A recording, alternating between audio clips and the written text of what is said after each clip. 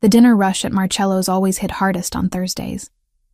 Wealthy Manhattanites poured through the doors, seeking perfectly al dente pasta and the kind of wine that required a second mortgage. I balanced 3 plates of ossobuco on my left arm, while scanning table numbers, my white blouse already clinging to my back despite the aggressive air conditioning. "Samantha, table 12 needs fresh parmesan," Rita called from the kitchen window, her weathered hands already grating another wedge before I could respond. I nodded, delivering the ossobuco to a couple who barely glanced up from their phones. 6 years of waitressing had taught me to be invisible when needed. Tips were better when you materialized, only to refill wine glasses and vanish before dessert arrived. My phone buzzed in my apron pocket. The babysitter. Again. "I'm really sorry, Sam, but I can't make it tonight. My daughter's running a fever and—" "It's fine, Monica. I hope she feels better." I hung up before she could offer more excuses. This was the 3rd cancellation in 2 weeks. I found Tyler in the back office where I'd left him 2 hours ago. His small frame hunched over construction paper and crayons. At 6 years old, he should have been home watching cartoons or playing with other kids. Instead, he sat in a cramped office that smelled of old receipts and industrial cleaner, carefully coloring inside the lines of a drawing only he understood. "Hey, buddy." I knelt beside him, brushing dark hair from his forehead.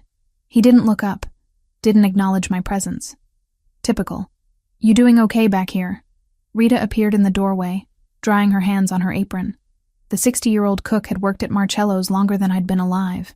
He's been good as gold. "Drew me 3 pictures already." She gestured to papers taped on the wall beside the desk. "You go finish your shift. I'll keep an eye on him." Guilt twisted in my stomach. But what choice did I have? Rent was due in 5 days, and Tyler's occupational therapy cost more than my monthly grocery budget. I squeezed his shoulder gently.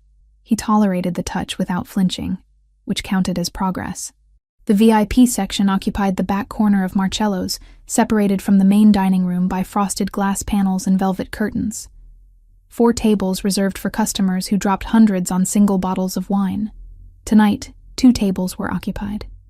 Table 7 held a man in his early 30s, dark hair impeccably styled, wearing a suit that probably cost several $1,000s. His companion was older, silver-haired, with the careful posture of someone who'd spent decades watching his back. They spoke in low tones over untouched plates of veal piccata. Table 9 seated 4 men in business attire, one clearly holding court while the others listened with the kind of attentiveness that suggested he controlled their paychecks. Brandon Wells. I recognized him from previous visits. Loud, demanding, and generous with tips when you laughed at his jokes. "More wine for table 9. Marco, the floor manager, handed me a bottle of Barolo and tried a smile. Wells tips well. I pasted on my customer service expression and approached. Wells was mid-story, gesturing dramatically while his 3 companions chuckled on cue. "Gentlemen, your wine." I began pouring, starting with Wells. Finally. Thought we'd die of thirst back here. Wells didn't look at me, just pushed his glass closer. "What took so long?" "My apologies, sir. We had a slight delay in the kitchen." "Delay?" He snorted. "You know what I pay for meals here? Delays shouldn't exist." I finished pouring in silence, years of practice keeping my expression neutral. Wells launched back into his story, something about acquiring waterfront properties in Brooklyn. His companions nodded along, occasionally interjecting questions that fed his ego. I retreated to check on my other tables, refilling water glasses and clearing appetizer plates. The rain that had threatened all evening finally arrived, drops spattering against the tall windows in irregular rhythms. The cozy atmosphere inside Marcello's intensified warm lighting reflecting off polished wood and white linens. 30 minutes later, Rita appeared at my elbow during a lull. "Tyler wants to show you something." I tried to keep him back there, but you know how he gets when he fixates. My stomach dropped. "Rita, I can't leave the floor right now. Just 2 minutes. He's really proud of this drawing." I glanced around. My tables were settled, meals delivered, wine glasses full. Marco was dealing with a complaint at table 3. 2 minutes wouldn't hurt. Tyler waited in the hallway leading to the kitchen, bouncing slightly on his toes while clutching a piece of construction paper. His blue eyes were bright with rare excitement, and he thrust the drawing toward me the moment I appeared. You made this for me? I took the paper, studying the careful lines. A house, 2 stick figures, a yellow sun. This is beautiful, Ty. Is this us? He didn't answer verbally, just pointed at the taller figure, then at me, then at himself. I love it so much. I crouched down, meeting him at eye level. Let's put it in my locker so it stays safe, okay? He nodded, that small gesture of agreement flooding me with warmth. Communication, even non-verbal, felt like winning the lottery. We walked toward the kitchen together, Tyler's small hand in mine. He was careful about touching, only accepting it when he initiated, or from people he trusted completely. The list was short. Me, Rita, his therapist on good days. The hallway was narrow, barely wide enough for servers carrying trays to pass each other. Tyler hugged the wall while I led him forward. We were 3 steps from the kitchen entrance, when a server burst through going the opposite direction, tray loaded with dirty dishes from table 9. Tyler startled, jerking backward. His elbow caught the edge of a service cart someone had left against the wall. The cart wobbled. A water pitcher sitting on top tipped, then fell. Glass shattered. Water spread across the tile floor in an expanding pool. Tyler froze, his breathing suddenly rapid and shallow. It's okay, buddy. It was an accident. I stepped between him and the mess, creating a barrier while a busboy rushed over with towels. You're okay. But Tyler wasn't okay. His hands flew to his ears, pressing hard against the sides of his head. His eyes squeezed shut, his small body beginning to rock. Sensory overload. The crash, the unexpected noise, the change in routine. All the therapy in the world couldn't always prevent meltdowns when the world became too much. Hey, I've got you. I knelt in the water, ignoring the cold seeping through my pants, and wrapped my arms around him. I've got you, Tyler. You're safe. He rocked harder, a low keening sound building in his throat. What the hell is going on out here? Brandon Wells stood at the entrance to the VIP section, his face flushed with wine and irritation. His 3 companions hovered behind him, looking uncomfortable. Marco appeared instantly, his practiced smile in place despite the panic in his eyes. My deepest apologies, Mr. Wells. A small accident. We'll have it cleaned up immediately. Wells's gaze fixed on Tyler, who was now humming loudly, hands still clamped over his ears while I tried desperately to calm him. Is that a kid? Wells stepped closer, his voice rising. You're letting children run around during dinner service? Sir, I assure you. Look at him. He's having some kind of episode. Wells gestured dismissively. This is supposed to be a fine dining establishment, not a daycare center. Heat flooded my face. I stood slowly, positioning myself between Wells and my son. He's 6 years old, and he had an accident. We're handling it. Wells' lip curled. Handling it? The kid's screeching like a... He stopped himself, but his expression completed the sentence. Tyler's humming grew louder, his rocking more violent. I'd seen this pattern before. We had maybe 90 seconds before he escalated into a full meltdown that could last an hour. I need to get him somewhere quiet, I said to Marco, abandoning any pretense of professional courtesy. Can you cover my tables? Of course, Sam. Go. I reached for Tyler, but Wells wasn't finished. You know what your problem is? He addressed me directly now, stepping close enough that I could smell expensive scotch on his breath. People like you bringing your defective kids into places they don't belong. There are facilities for that kind of thing. Institutions. The word hung in the air like poison. Something dark and cold settled in my chest. I'd faced ignorance before, had endured countless stares and whispered comments from strangers who didn't understand autism. But this naked cruelty, delivered with such casual venom, stole my breath. He's not defective. My voice came out steady despite the rage building behind my sternum. He's autistic. There's a difference. Right, autistic. Retarded. Whatever the politically correct term is these days. Wells waved his hand dismissively. Point is, the rest of us shouldn't have to deal with it while trying to enjoy a meal we're paying good money for. Tyler's keening crescendoed into a cry, his small hands hitting the sides of his head in distress. I abandoned Wells entirely, dropping to gather Tyler into my arms. He fought briefly, overwhelmed, before collapsing against me. I'm sorry you had to witness that, Mr. Wells. Marco's voice was strained. Please, return to your table. Dessert is on the house tonight. Damn right it is. Wells started to turn away, then paused. And get that thing out of here before it disturbs my business associates any further. I stopped breathing. That thing. He called my son a thing. That's unnecessary, sir. The voice came from behind Wells, quiet, but carrying the kind of authority that made everyone in the hallway go still. The man from table 7 stood there, hands in his pockets, expression calm, but radiating something dangerous beneath the surface. Up close, he was taller than I'd realized, easily over 6 feet, with dark eyes that held Wells in an unwavering stare. Wells straightened, squaring his shoulders. Excuse me? I said that's unnecessary. The man took 2 steps forward, closing the distance until he stood between Wells and where I knelt holding Tyler. The child had an accident. His mother is addressing it. Your commentary adds nothing productive to the situation. Who the hell are you? Franco Ricchetti. He said it simply, like he was stating the weather. The effect on Wells was immediate. His face paled, bravado evaporating. Behind him, his 3 companions exchanged nervous glances. Mr. Ricchetti, I didn't realize... Wells stammered slightly. I was just... leaving. Franco completed the sentence. You were just leaving. I think your dinner is finished. Then it wasn't a suggestion. Wells seemed to understand this instinctively, nodding quickly. Of course. Yes. We were just about to ask for the check anyway. Marco will bring it to you. I suggest you settle your bill and depart. Franco's tone remained conversational, but something in it made the temperature drop. Immediately would be best. Wells practically fled back to his table, his companions scrambling after him.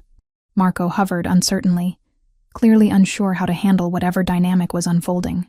Franco turned to me, and his expression softened fractionally. Is he all right? I held Tyler tighter, his crying diminishing to hiccuping sobs against my shoulder. He will be. Thank you for intervening. No thanks necessary. Franco glanced at Tyler, and something passed across his face. Pain, maybe. Recognition.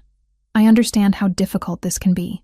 Before I could respond, he walked back to his table without another word. Marco helped me get Tyler to the office, where Rita already had a blanket and his favorite stuffed elephant waiting. Tyler gradually calmed, his breathing evening out as the quiet and familiar surroundings soothed his overloaded senses. You take your time, honey, Rita said, patting my shoulder. I'll watch your tables. 20 minutes passed before Tyler fell asleep, exhausted from the meltdown. I held him in the office chair, my uniform soaked with water and tears, and tried to process what had happened. Someone knocked softly on the doorframe. Marco stood there looking apologetic. Sam, Wells and his party left. But, the gentleman from table 7 wanted me to give you this. He held out a small envelope. He specifically said it's for you only. I took it, confused. Inside was $3,100 bills and a business card with just a phone number printed on it. No name, no company. Just 10 digits in elegant font. What is this? Marco shook his head. He settled his bill, asked who you were, then told me to make sure you got that. Said something about therapy not being cheap and everyone deserving help.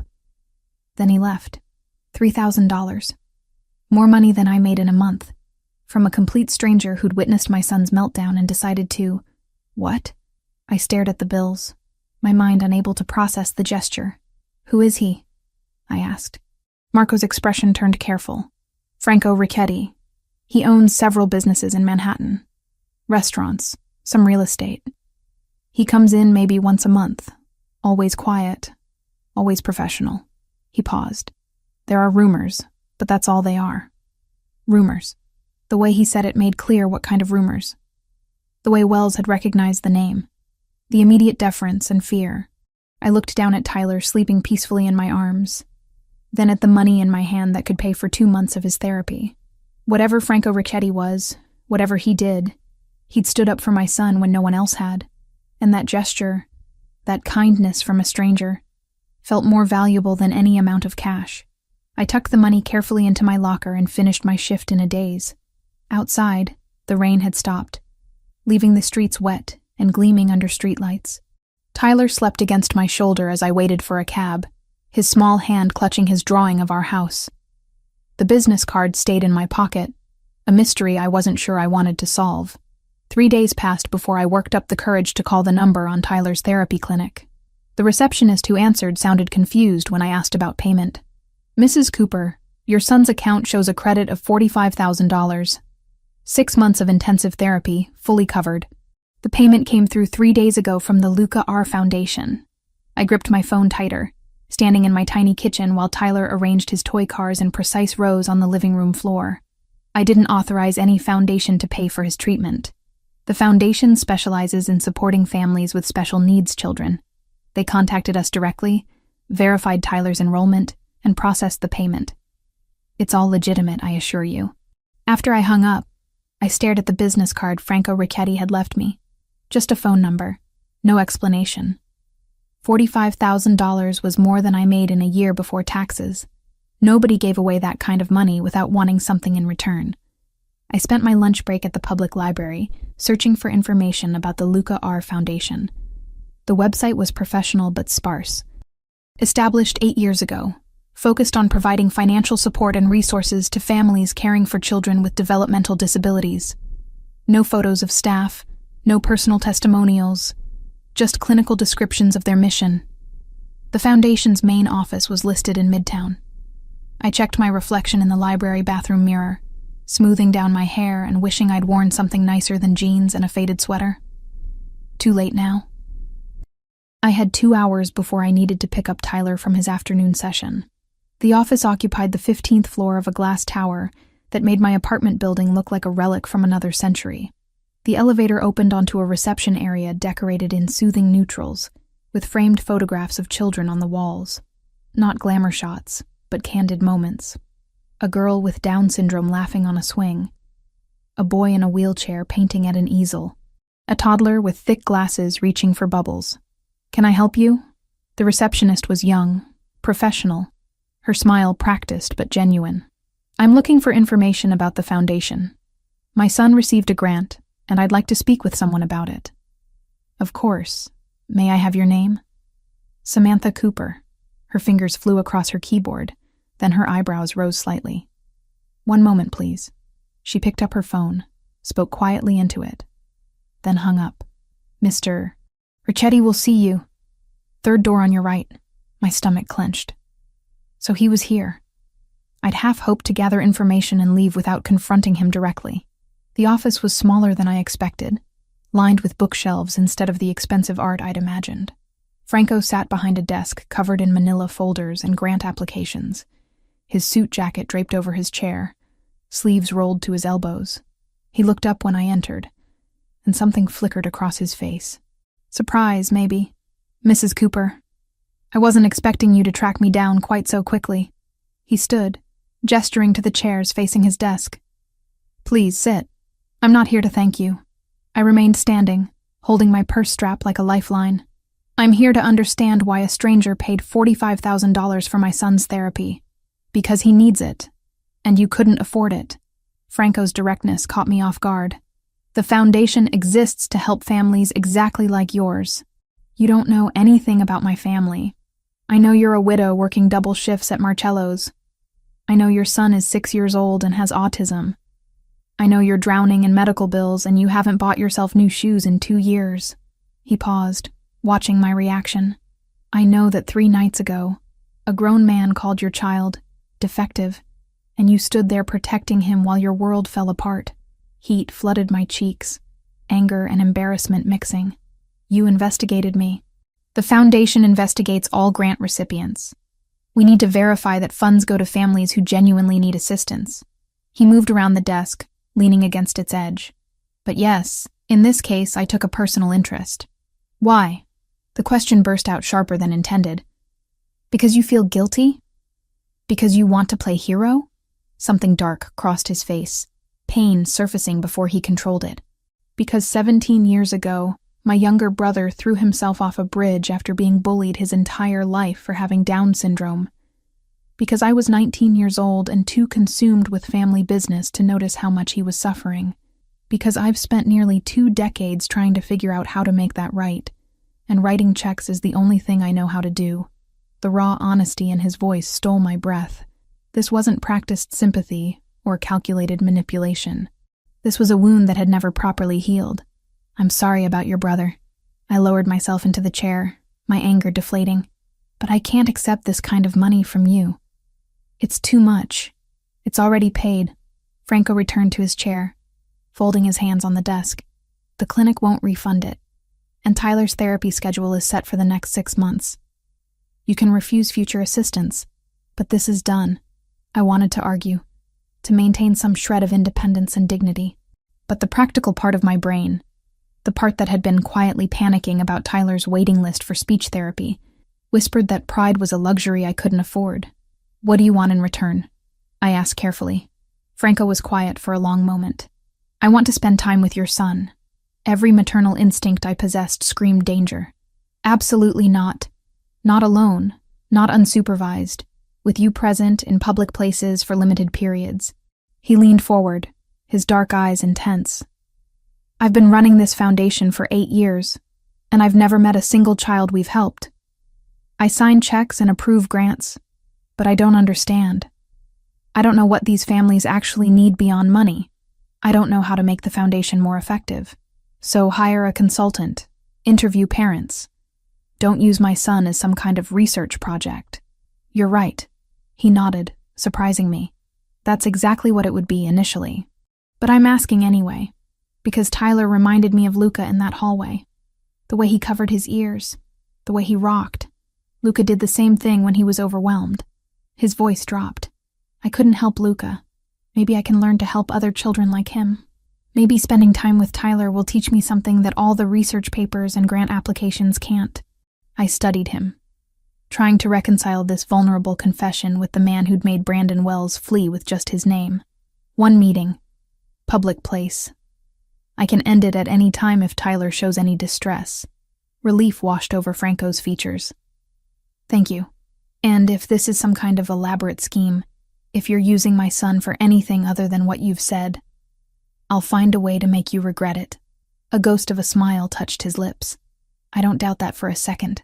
We arranged to meet at Central Park the following Saturday afternoon.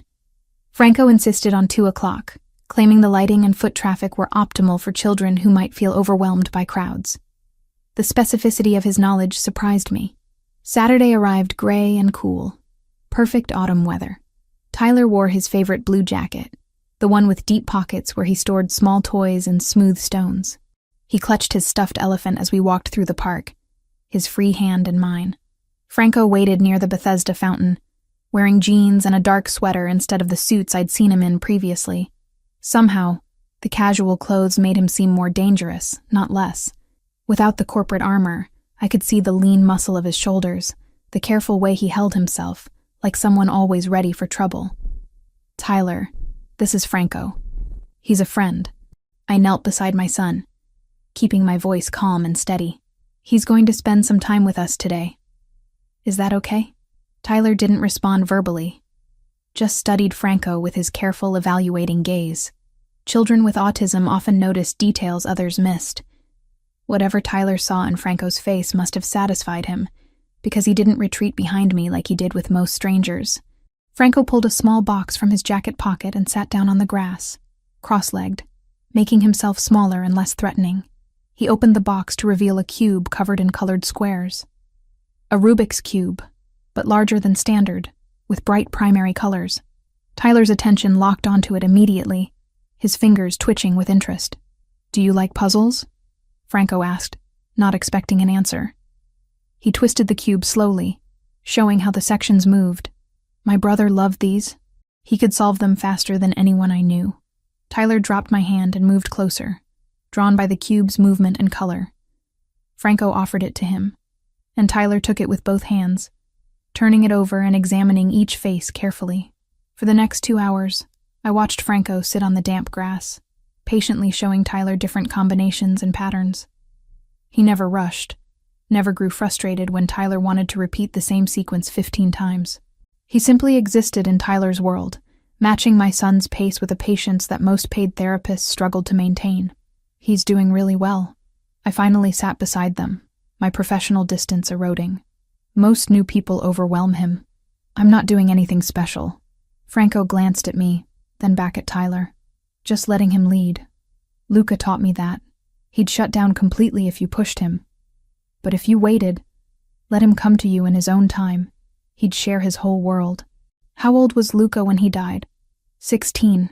I was 19, already working in the family business. His jaw tightened. I thought I was protecting him by making money, building power. I didn't realize I was abandoning him when he needed me most. Tyler looked up suddenly, studying Franco's face. Then, deliberately, he placed the cube in Franco's palm and covered Franco's hand with both of his. The gesture was unmistakable. Comfort, connection. Franco froze, staring at their joined hands like Tyler had performed a miracle. He doesn't do that with anyone outside family. My voice came out thick with unexpected emotion.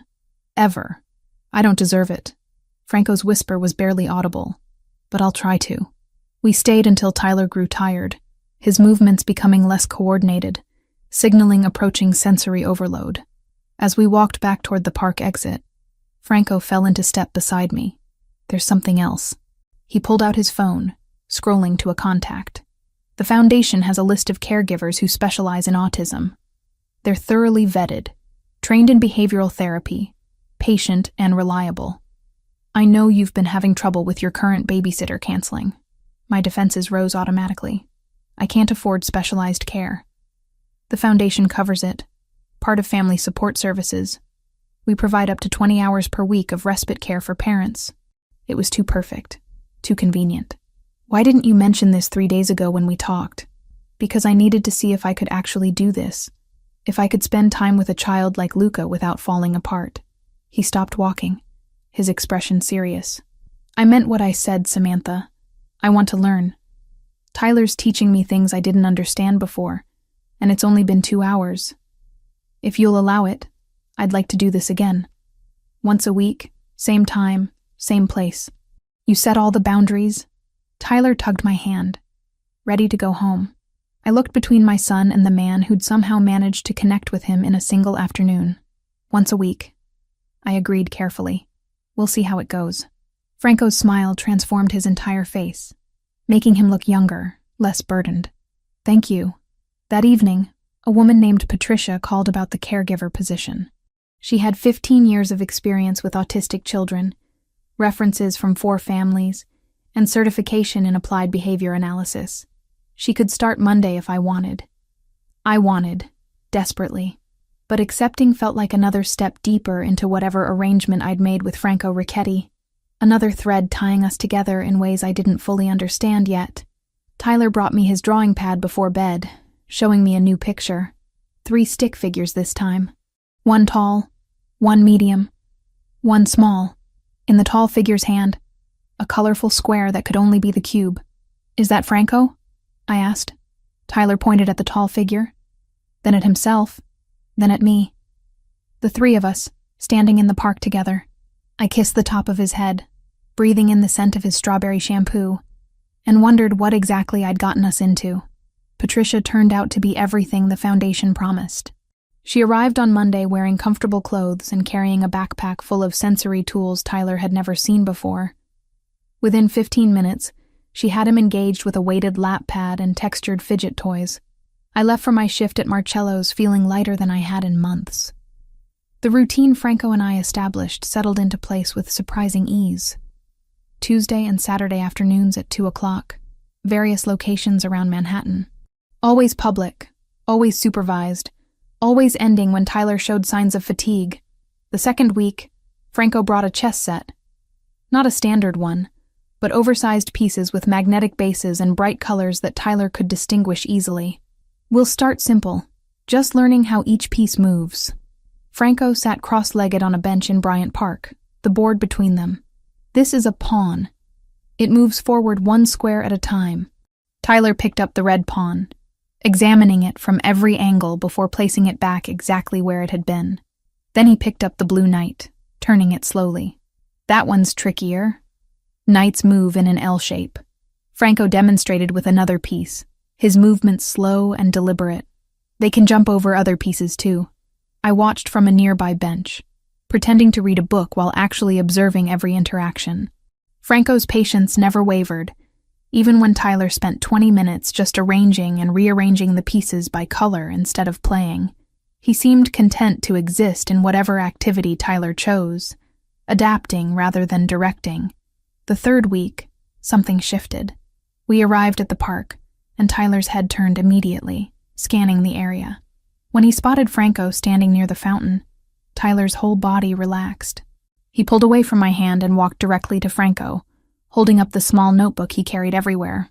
Franco knelt down, accepting the notebook Tyler offered. Inside were drawings, dozens of them, chess pieces in various arrangements, the Rubik's Cube from different angles, and on the last page, a stick figure with dark hair holding a chess piece. "You drew me." Franco's voice was thick with emotion he didn't bother hiding. "This is incredible, Tyler." Tyler reached out and touched Franco's hand, just briefly, before pulling back and opening his own backpack to retrieve the chess set Franco had given him to keep. "He's been practicing at home." I joined them, unable to maintain my observer distance. "Every night before bed, he sets up the pieces exactly how you showed him. He remembers the positions." Franco looked at me, wonder clear in his expression. "That's remarkable spatial memory." His therapist says many autistic children have incredible memory for patterns and sequences. Tyler can remember the exact arrangement of his toy cars from 3 days ago. Franco turned back to Tyler, his attention absolute. "Want to try moving the pieces today? We can play a real game." They played for an hour, Franco gently guiding but never forcing. Tyler moved pieces seemingly at random at first, but gradually I noticed patterns emerging. He was testing, learning the boundaries of what each piece could do. My night shifts continued at Marcello's, the familiarity of the work comforting after days spent navigating the strange new dynamic with Franco. Thursday evening, I was refilling wine glasses in the main dining room when I noticed him sitting alone at table 12, reading something on his phone while a plate of carbonara sat untouched. "I didn't know you were coming in tonight." I approached his table, suddenly self-conscious about my work uniform and the smell of kitchen grease probably clinging to my hair. Franco looked up, setting his phone aside. I had a meeting nearby. Figured I'd grab dinner somewhere familiar. "The carbonara's getting cold." I got distracted. He gestured to the empty seat across from him. "Take a break. Sit for a minute." I shouldn't have. I had 4 other tables and Marco was already giving me looks for lingering. But I sat anyway, folding my hands in my lap to keep them still. "How was Tyler's session today?" Franco asked. "Good. His speech therapist thinks he might be ready to try verbal communication exercises soon. Not full sentences, but single words for basic needs." "That's progress." "It is." I studied him, this man who'd inserted himself into our lives and somehow become essential in just 3 weeks. "Why do you really care so much? And don't tell me it's just about Luca." Franco was quiet for a long moment, his fingers tracing patterns on the tablecloth. "When Luca died, I promised myself I'd never ignore someone vulnerable again, but I broke that promise every day for 17 years. I built businesses, made money, accumulated power, and I never once got down on the floor with a child who needed help. I just wrote checks and convinced myself that was equivalent to caring. It's not nothing. Those checks help families survive, but they don't require me to feel anything. They don't require me to risk caring about someone and failing them again." He met my eyes, his dark gaze intense. "Tyler makes me feel things I've avoided for nearly 2 decades. It's uncomfortable and terrifying, but it's also the first time in years I've felt like a decent human being." The honesty in his words hit me square in the chest. I wanted to respond, to tell him I understood that feeling of being terrified by your own emotions. But Marco caught my eye from across the room, tapping his watch meaningfully. "I need to get back to work." I stood, smoothing down my apron. "But Franco, you are a decent human being. You just forgot for a while." His smile was small but genuine. "I'll try to remember that." Saturday's meeting location was the Museum of Natural History. Franco had arranged for us to visit during a special sensory-friendly hour when lights were dimmed and crowd sizes limited. Tyler moved through the dinosaur exhibits with unusual ease, his fascination with the massive skeletons overriding his usual anxiety about new environments. "Look at the size of those teeth." Franco pointed to the T-Rex's jaw, Imagine trying to brush those every night. It was such an absurd comment that I laughed out loud, the sound echoing in the vast hall.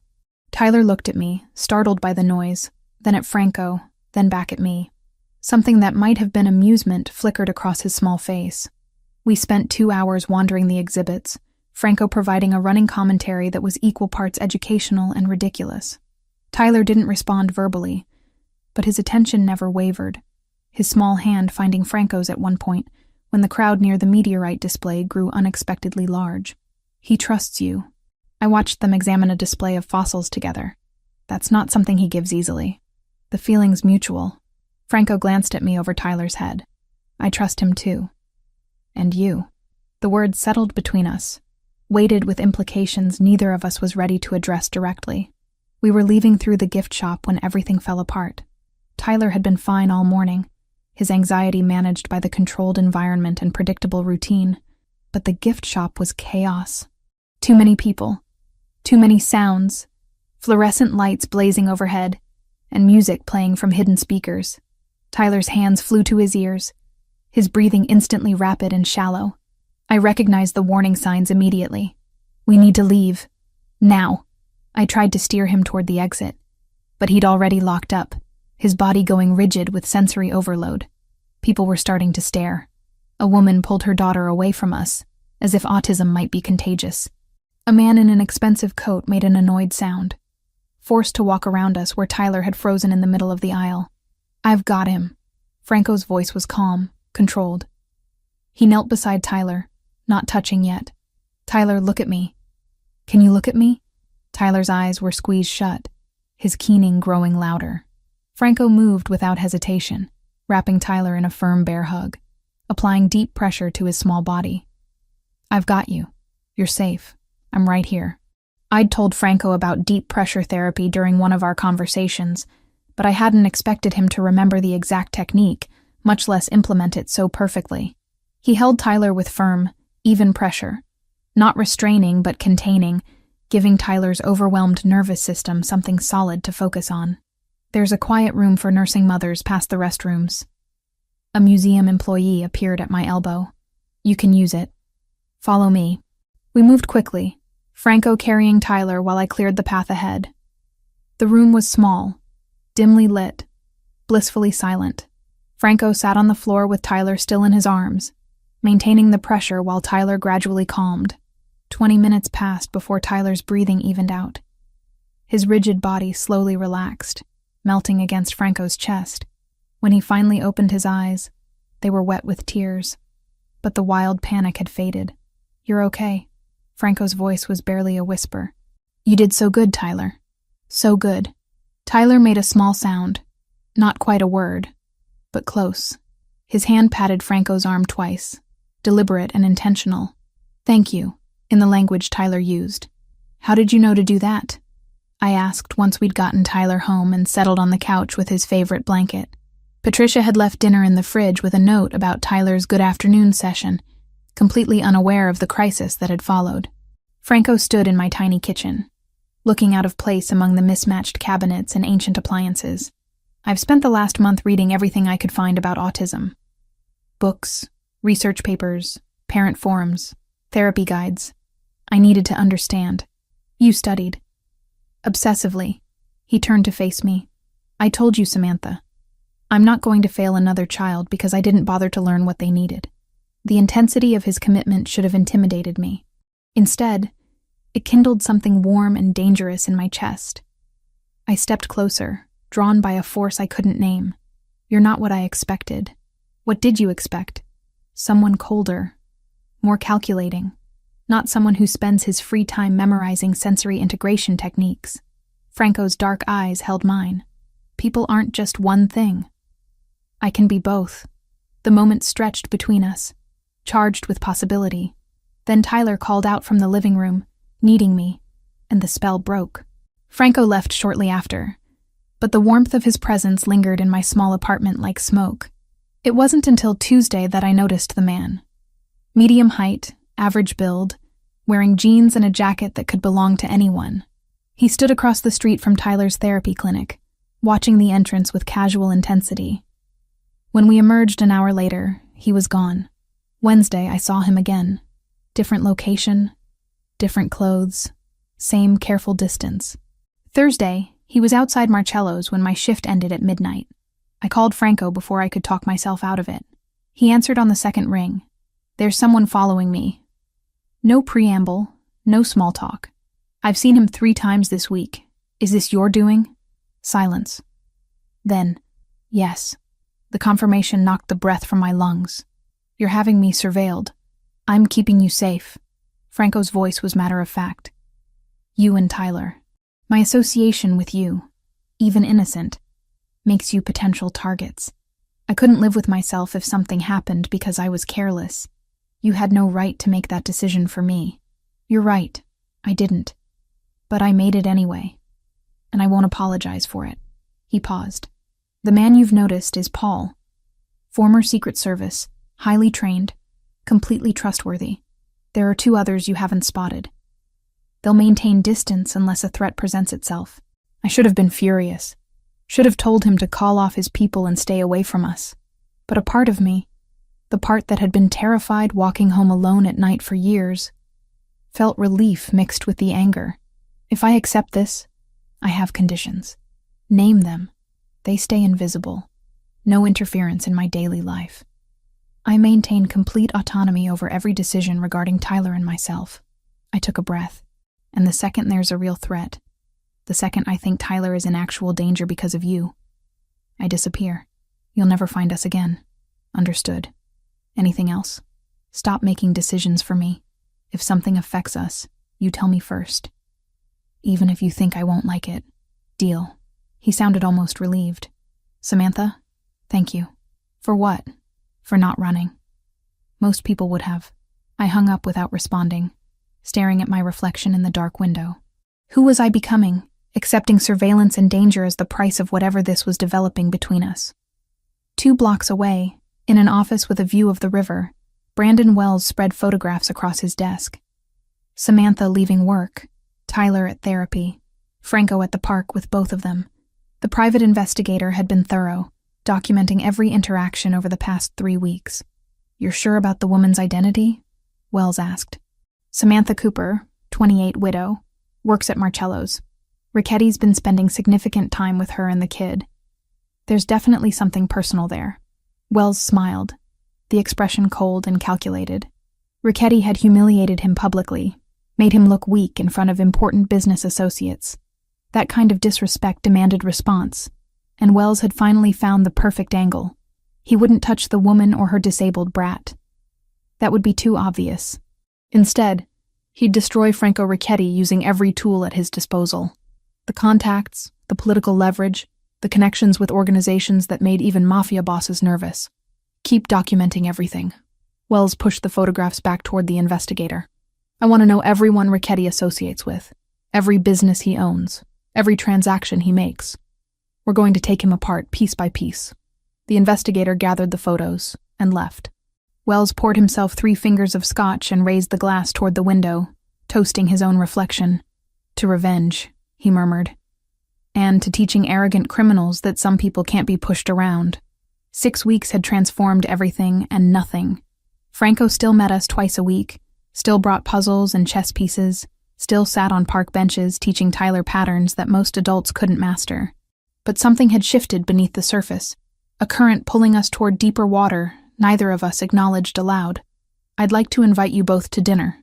Franco made the offer on a Tuesday afternoon, while Tyler arranged magnetic tiles into elaborate geometric structures. At my place, nothing formal, just a meal. I should have said no. Accepting felt like crossing a line we'd carefully avoided. But Tyler looked up at Franco's words, his blue eyes bright with interest, and I found myself nodding before caution could override instinct. Saturday evening, 6 o'clock. I'll send a car. We can take the subway. Samantha. Franco's voice was gentle but firm. Let me send a car. Please. The vehicle that arrived Saturday was sleek and black, the driver professional and silent. Tyler pressed his face to the window during the 20-minute drive, watching the city lights blur past. I smoothed down the simple navy dress I'd chosen, suddenly aware of how out of place I'd feel in whatever penthouse Franco called home. The building rose 40 stories above Central Park West, all glass and steel and understated wealth. A doorman greeted us by name, directing us to a private elevator that required a key card to access the top floor. Tyler held my hand tighter as we ascended, the numbers climbing higher than either of us had ever been. Franco answered the door in jeans and a dark sweater, barefoot, looking more approachable than I'd ever seen him. "Welcome. Come in." The penthouse was spacious but surprisingly warm. Hardwood floors, comfortable furniture that looked lived in rather than displayed, floor-to-ceiling windows offering views of the park below. But what caught my attention were the personal touches. Framed photographs lined one wall. A young Franco with an older couple who must have been his parents. A teenage boy with a wide smile and distinctive features sitting at a piano. Luca. That's my favorite picture of him. Franco followed my gaze. Taken a month before he died. He'd just learned a new piece, something by Mozart. He played it 17 times in a row that day. Tyler had already discovered the aquarium built into the far wall, a massive tank filled with colorful fish and living coral. He stood transfixed, his small hands pressed against the glass. I had it installed 2 years ago. Thought it might be calming. Franco joined Tyler, pointing out different species. "That's a clownfish. See the orange and white stripes? And the blue one hiding in the coral is a tang." Tyler's fingers traced the path of a fish swimming past, his expression peaceful in the way it only got when he felt completely safe. Franco had set the dining table for 3, with a booster seat already positioned for Tyler. The kitchen smelled incredible. Garlic and cheese and something rich I couldn't identify. "You actually cooked?" I watched him move through the kitchen with practiced ease, draining pasta and adjusting heat on the stove. "Cacio e pepe, my mother's recipe. She insisted I learn before I left home. Said no son of hers would starve because he couldn't boil water." He plated the pasta with careful precision. "I haven't made it in years. Forgot how much I missed it." The meal was simple and perfect. Tyler ate more than usual, the familiar environment, and Franco's presence easing his typical mealtime anxiety. We talked about small things. Tyler's progress in therapy, a new book about pattern recognition Franco had ordered, the upcoming renovation of the park's playground. After dinner, Tyler explored the guest room Franco had prepared, complete with soft lighting and a weighted blanket. Within 30 minutes, he'd fallen asleep on the bed, his stuffed elephant tucked under one arm. "He's out." I returned to find Franco on the terrace, 2 glasses of red wine already poured. This happens when he feels secure somewhere. His body finally lets him rest. Good. He should feel safe here. Franco handed me a glass, gesturing to the lounge chairs positioned to face the park. "You both should." The October air was cool, but not cold, the city sprawling below us in a carpet of lights. I sipped the wine, letting the silence stretch comfortably between us. "Can I ask you something?" I finally spoke, my voice quiet. "What happened to your family after Luca died? You mentioned your brother, but never anyone else." Franco stared into his wine, the amber liquid catching the light from inside. "My mother never recovered. She blamed herself. Spent 2 years in a depression so deep she barely left her room. When she finally did leave, it was in a casket. Heart attack, the doctor said.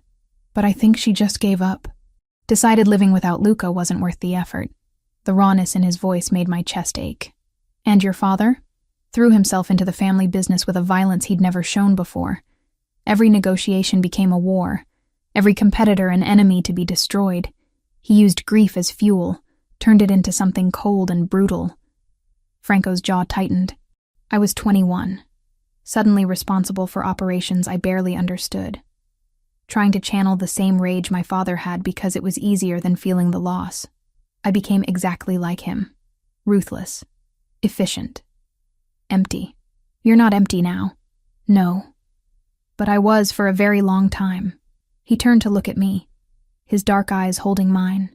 "Tyler reminded me what it feels like to care about something beyond power and money. You both did." The intensity of his gaze made my pulse quicken. I looked away, focusing on the park below. I understand using work to avoid feeling things. After Anthony died, I threw myself into providing for Tyler. Every shift, every extra hour, it was easier than sitting still long enough to process what I'd lost. "How did it happen, if you don't mind me asking?" "Construction accident. Scaffolding collapse on a high-rise in Queens." He was 40 feet up when the supports failed. The words came easier now. 6 years of distance softening the sharp edges. I was 8 months pregnant. Felt the contraction start while the hospital chaplain was still explaining that Anthony didn't survive the fall. Tyler came 7 weeks early, barely 4 pounds, spent his first month in the NICU. Franco reached across the space between our chairs, his hand finding mine. The contact was warm, solid, grounding. The autism diagnosis came when he was 2. I'd suspected before then, but having it confirmed felt like another loss somehow. Not of Tyler, but of the future I'd imagined. The one where Anthony taught our son to ride a bike and play catch. Where Tyler had friends and birthday parties and all the normal milestones. I paused. The guilt I'd carried for years rising in my throat. I blamed myself for a long time. Thought maybe the stress of losing Anthony while pregnant had damaged something. Rationally, I know that's not how autism works.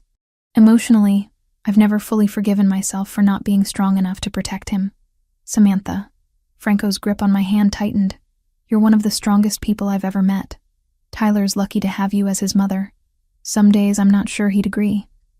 Some days I feel like I'm failing him constantly. You're not.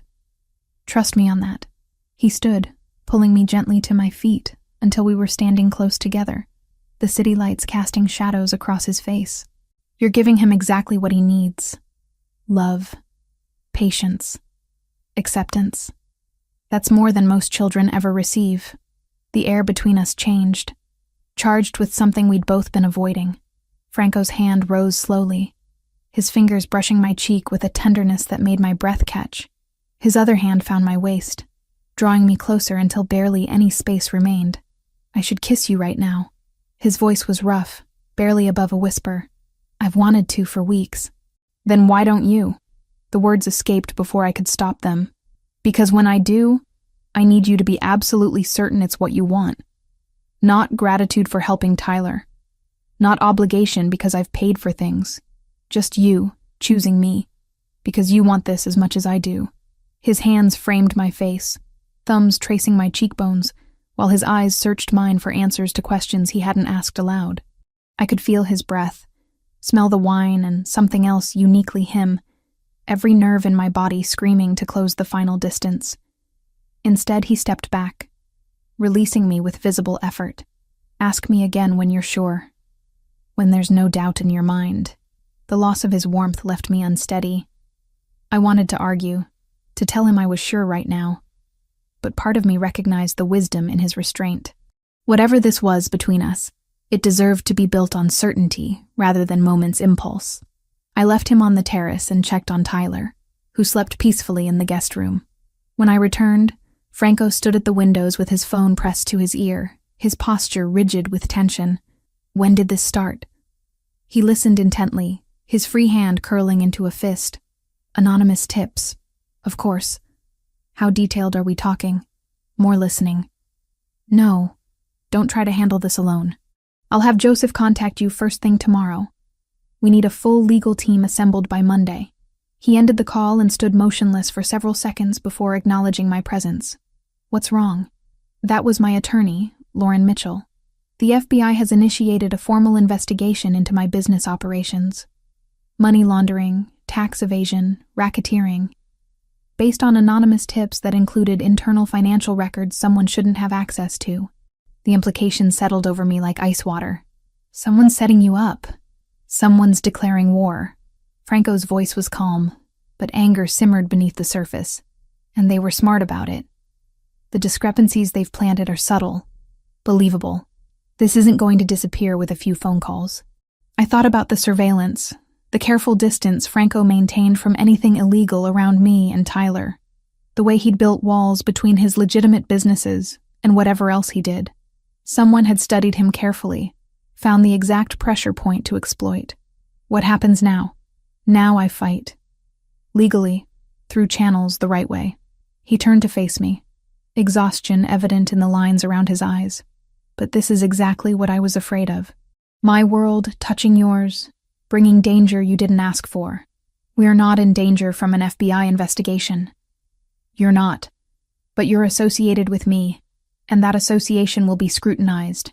Your finances, your background, Everywhere you go, everyone you talk to, they'll turn your life inside out looking for leverage. He moved closer, his expression serious. I can end this right now. Stop seeing you and Tyler. Remove myself from your lives completely. You be clear of whatever's coming. The offer should have tempted me. Should have been the escape I needed from complications I'd never wanted. Instead, it felt like losing something I'd only just begun to recognize as essential. Is that what you want? No. But what I want doesn't matter if it puts you and Tyler at risk. I closed the distance between us, reaching up to touch his face the way he'd touched mine minutes earlier. Then let me decide what risks I'm willing to take. You don't get to make that choice for me. His eyes searched mine. Looking for certainty he'd demanded I have. This could get ugly, Samantha. Really ugly. I've survived ugly before. I'm still standing. I let my hand drop. But I need you to promise me something. You fight this the right way, like you said. No shortcuts, no violence, no reverting to whoever you used to be. Because that's the man I won't accept around my son. Franco nodded slowly. I promise. No matter what happens, I won't become that person again. It felt like sealing an agreement neither of us fully understood yet, but one that would define everything that came after. 2 weeks after the FBI investigation began, Franco's world started crumbling in slow motion. I didn't know this at the time. He'd become expert at compartmentalizing, showing up for our scheduled meetings with Tyler as if nothing had changed. Tuesday afternoons at the park, Saturday mornings at various museums. Always patient, always present, never letting the weight he carried show. I should have noticed the tension in his shoulders, the way he checked his phone more frequently, the dark circles under his eyes that no amount of sleep could erase. But I was too focused on Tyler's progress, on the way my son had started attempting single words during therapy, to see the storm gathering around the man who'd become central to both our lives. The first crack appeared when Franco canceled our Tuesday meeting. A text message, brief and apologetic. Business emergency. We'll reschedule soon. Sorry. Tyler spent that afternoon confused and agitated, checking the window every 10 minutes as if Franco might still appear. I tried distracting him with the chess set, but he pushed it away, retreating to his room with his stuffed elephant. Thursday brought another cancellation. This time, no explanation at all. Just, can't make Saturday. Talk soon. Something was wrong. Franco had never missed a meeting without detailed explanation, had never been dismissive or vague. I considered calling him, demanding answers, but pride kept my phone in my pocket. If he wanted distance, I'd give it to him. Friday evening, I worked the dinner shift at Marcello's. The restaurant was packed, every table full, the kitchen running behind on orders. I was refilling water glasses at table 8 when I heard his name from the bar television. Federal investigation into alleged organized crime figure Franco Ricchetti has expanded to include multiple business holdings across Manhattan. Sources close to the investigation suggest evidence of systematic money laundering through legitimate real estate ventures and restaurant chains. My hand froze, water pitcher suspended in midair. The screen showed Franco's photo, a professional headshot that made him look cold and dangerous. Nothing like the man who sat on park benches teaching chess to autistic children. The investigation, initiated by anonymous tips containing detailed financial records, has already resulted in the freezing of several accounts and the suspension of business operations pending federal audit. The reporter continued, but I couldn't process the words over the rushing sound in my ears. Franco had known this was coming. Had known for 2 weeks while pretending everything was fine, while showing up to play with Tyler as if his entire life wasn't being dismantled by federal investigators. He'd lied to me, not directly, but through omission, which felt worse somehow. I finished my shift on autopilot, serving meals and clearing plates while my mind spun through implications. The investigation, the money he'd spent on Tyler's therapy, the foundation, the surveillance he'd placed on us. How much of it was connected to whatever illegal activities he'd built his empire on? Rita found me in the walk-in freezer an hour before closing, supposedly checking inventory, but really just standing in the cold trying to numb the hurt spreading through my chest. You saw the news. It wasn't a question. Rita always knew everything. He didn't tell me. Knew for weeks and didn't say a word. Maybe he was trying to protect you. Keep you separate from the mess. I don't need protection. I need honesty. I slammed a clipboard onto the shelf harder than necessary. I told him that was my condition for accepting any of this, and he agreed. Then maybe you should tell him how you feel instead of hiding in a freezer. Rita was right, but confronting Franco required courage I wasn't sure I possessed. What if he pushed me away completely? What if this investigation meant he couldn't be part of Tyler's life anymore? My son had finally connected with someone, had started showing affection and trust to another human being, and losing that might set his progress back months. But living with deception wasn't an option either. I'd built my life on being Tyler's advocate, on demanding transparency from doctors and therapists and school administrators. I couldn't accept less from Franco just because the stakes felt higher. I left work at 11, took the subway to Tyler's babysitter Patricia's apartment to pick him up. He was already asleep, exhausted from a full day of activities. Patricia helped me get him into a cab without waking him, his small body warm and heavy against my shoulder. The cab driver asked for an address. I gave him Franco's building on Central Park West without letting myself overthink the decision. The doorman recognized me from our dinner 2 weeks ago. "Good evening, Mrs. Cooper. Shall I call up to Mr. Ricchetti?" "Please." I waited in the lobby, Tyler's weight grounding me while my heart hammered against my ribs. The doorman spoke quietly into his phone, then nodded. "He says to send you up." The elevator ride felt longer this time, Tyler growing heavier with each passing floor. When the doors opened, Franco stood waiting in his doorway, still dressed in a suit despite the late hour, his expression carefully neutral. "Samantha, I wasn't expecting you." "I know." I walked past him into the penthouse, moving directly to the guest room where I laid Tyler on the bed, covering him with the weighted blanket Franco kept there. My son didn't stir, secure in sleep. When I returned to the living room, Franco stood by the windows, hands in his pockets, looking out at the city lights. His reflection in the glass showed exhaustion I'd never seen before, defeat pulling at his features. I saw the news. I kept my voice level, refusing to let emotion derail what I needed to say. The investigation, the frozen accounts, all of it. And I realized you've known for 2 weeks while pretending everything was normal. I was trying to keep you out of it. By lying to me? The words came out sharper than intended. By breaking the one condition I gave you for letting you into our lives? Franco turned to face me, and the rawness in his expression stole my breath. I wasn't lying. I was protecting you from information that could make you legally complicit. The less you knew, the safer you were. That's not your decision to make. I moved closer, forcing him to maintain eye contact. I'm not a child who needs shielding from difficult truths. I'm a grown woman who survived widowhood, poverty, and raising a disabled child alone. I can handle reality, Franco. What I can't handle is being treated like I'm too fragile for honesty. You're right. He ran a hand through his hair, disheveling the perfect styling. I was wrong to keep this from you. He stopped, jaw clenching. I was terrified of losing you and Tyler. Terrified that if you knew how bad this was, you'd disappear before I could fix it. How bad is it? Franco walked to the bar, poured himself 2 fingers of whiskey, drained half the glass before answering. Multiple federal agencies are investigating every business I own. They've frozen 12 accounts totaling $8 million. 3 of my legitimate restaurants have been shut down pending audit. Someone planted evidence of money laundering in my financial records, subtle discrepancies that look real to forensic accountants. Who did this? I have suspicions, but no proof. Brandon Wells has the connections and the motivation. He's friends with politicians who can pressure federal agencies, has business ties to organizations that could provide the kind of detailed intelligence needed to set this up. Franco finished his drink, set the glass down with deliberate control. He's destroying me systematically, legally in ways I can't fight with the methods I used to rely on. What methods? The question hung between us, loaded with implications we both understood. Franco's dark eyes held mine, and I saw the internal war playing across his features.